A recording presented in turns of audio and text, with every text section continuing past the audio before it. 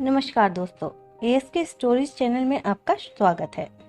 सुभद्रा कुमारी की कहानी हींग वाला। लगभग 35 साल का एक खान आंगन में आकर रुक गया। हमेशा की तरह उसकी आवाज सुनाई दी, अम्मा हींग लोगी? पीठ पर बंधे हुए पीपे को खोलकर उसने नीचे रख दिया और मौलसिरी के नीचे बने हुए चबूतरे पर बैठ गया। भीतर बरामदे में से 9-10 वर्ष के एक बालक ने बाहर निकलकर उत्तर दिया, अभी कुछ नहीं लेना है, जाओ। खान भला क्यों जाने लगा, जरा आराम से बैठ गया और अपने सोफे के छोर से हवा करता हुआ बोला, अम्मा हींग ले लो। अम्मा, हम अपने देश को जाता है, बहुत दिनों में लौटेगा। सावित्री रसोई घर से हाथ धोकर बाहर आई और बोली, हींग तो बहुत सी ले रखी है खान, अभी 15 दिन हुए नहीं, तुमसे ही तो ली थी। वह उसी स्वर में फिर बोला, हेरा हींग है माँ, हमको तुम्हारे हाथ की बोहनी लगती है, एक ही तोला ले लो, पर लो जरूर। इतना कहकर फौरन एक डिब्बा सावित्री के सामने सरकाते हुए कहा, तुम और कुछ मत देखो माँ, यह हींग 1 नंबर है, हम तुम्हें धोखा नहीं देगा। सावित्री बोली, पर हींग लेकर करूंगी क्या, ढेर सी तो रखी है। खान ने कहा, कुछ भी ले लो अम्मा, हम देने के लिए आया है, घर में पड़ी रहेगी, हम अपने देश को जाता है, खुदा जाने कब लौटेगा। और खान बिना उत्तर की प्रतीक्षा किए हींग तोड़ने लगा। इस पर सावित्री के बच्चे नाराज हुए। सभी बोल उठे, मत लेना माँ, तुम कभी ना लेना, जबरदस्ती तोले जा रहा है। सावित्री ने किसी की बात का उत्तर ना देकर हींग की पुड़िया ले ली। पूछा, कितने पैसे हुए खान?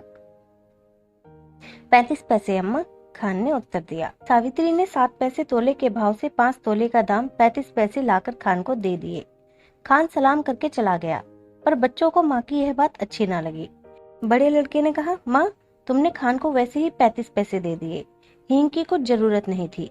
छोटा माँ से चिढ़कर बोला, दो माँ 35 पैसे हमको भी दो, हम बिना लिए ना रहेंगे। लड़की जिसकी उम्र 8 साल की थी बड़े गंभीर स्वर में बोली, तुम माँ से पैसा ना मांगो, वह तुम्हें ना देगी, उनका बेटा वही खान है। सावित्री को बच्चों की बातों पर हंसी आ रही थी। उसने अपनी हंसी दबाकर बनावटी क्रोध से कहा, चलो चलो, बड़ी बातें बनाने लगे हो, खाना तैयार है, खाओ। छोटा बोला, पहले पैसे दो, तुमने खान को दिए हैं। सावित्री ने कहा, खान ने पैसे के बदले में हींग दी है, तुम क्या दोगे? छोटा बोला, मिट्टी देंगे। सावित्री हंस पड़ी, अच्छा चलो पहले खाना खा लो, फिर मैं रुपया तोड़वा कर तीनों को पैसे दूंगी। खाना खाते खाते हिसाब लगाया, तीनों में बराबर पैसे कैसे बटे। छोटा कुछ पैसे कम लेने की बात पर बिगड़ा, कभी नहीं, मैं कम पैसे नहीं लूंगा। दोनों में मारपीट हो चुकी होती यदि मुन्नी थोड़े कम पैसे लेना स्वीकार न कर लेती। कई महीने बीत गए, सावित्री की सब हींग खत्म हो गई। इस बीच होली आई।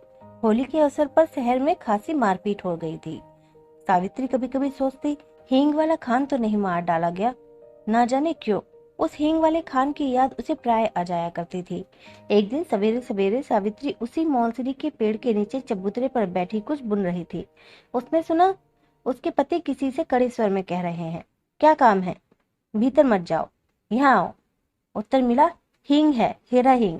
और खान तब तक आंगन में सावित्री के सामने पहुंच चुका था। खान को देखते ही सावित्री ने कहा, बहुत दिनों में आए खान, हींग तो कब की खत्म हो गई। खान बोला, अपने देश गया था अम्मा, परसों ही तो लौटा हूँ। सावित्री ने कहा, यहाँ तो बहुत जोरों का दंगा हो गया है। खान बोला, सुना, समझ नहीं लड़ने वालों में। सावित्री बोली, खान तुम हमारे घर चले आए, तुम्हें डर नहीं लगा? दोनों कानों पर हाथ रखते हुए खान बोला, ऐसी बातें मत करो अम्मा, बेटे को भी क्या माँ से डर हुआ है जो मुझे होता। और इसके बाद ही उसने अपना डिब्बा खोला और एक छटाक हींग तोलकर सावित्री को दे दी। रेजगारी दोनों में से किसी के पास नहीं थी। खान ने कहा कि वह पैसा फिर आकर ले जाएगा। सावित्री को सलाम करके वह चला गया। इस बार लोग दशहरा दूने उत्साह के साथ मनाने की तैयारी में थे। 4 बजे शाम को काली माँ का जुलूस निकलने वाला था। पुलिस का काफी प्रबंध था। सावित्री के बच्चों ने कहा, हम भी काली का जुलूस देखने जाएंगे। सावित्री के पति शहर से बाहर गए थे। सावित्री स्वभाव से भीरू थी। उसने बच्चों को पैसों का, खिलौनों का, सिनेमा का न जाने कितने प्रलोभन दिए, पर बच्चे ना माने सो ना माने। नौकर रामू भी जुलूस देखने को बहुत उत्सुक हो रहा था। उसने कहा, भेज दो ना माँ जी, मैं अभी दिखा कर लिए आता हूँ। लाचार होकर सावित्री को जुलूस देखने के लिए बच्चों को बाहर भेजना पड़ा। उसने बार बार रामू को ताकीद की कि दिन रहते ही वे बच्चों को लेकर लौट आए। बच्चों को भेजने के साथ ही सावित्री लौटने की प्रतीक्षा करने लगी। देखते ही देखते दिन ढल चला, अंधेरा भी बढ़ने लगा, पर बच्चे ना लौटे। अब सावित्री को न भीतर चैन था न बाहर। इतने में उसे कुछ आदमी सड़क पर भागते हुए जान पड़े। वह दौड़कर बाहर आई, पूछा, ऐसे भागे क्यों जा रहे हो? जुलूस तो निकल गया ना? एक आदमी बोला, दंगा हो गया जी, बड़ा भारी दंगा। सावित्री के हाथ पैर ठंडे पड़ गए। तभी कुछ लोग तेजी से आते हुए दिखे। सावित्री ने उन्हें भी रोका। उन्होंने भी कहा, दंगा हो गया है। अब सावित्री क्या करे? उन्हीं में से एक से कहा, भाई तुम मेरे बच्चों की खबर ला दो। 2 लड़के हैं, 1 लड़की। मैं तुम्हें मुंह मांगा इनाम दूंगी। एक देहाती ने जवाब दिया, क्या हम तुम्हारे बच्चों को पहचानते हैं माँ जी?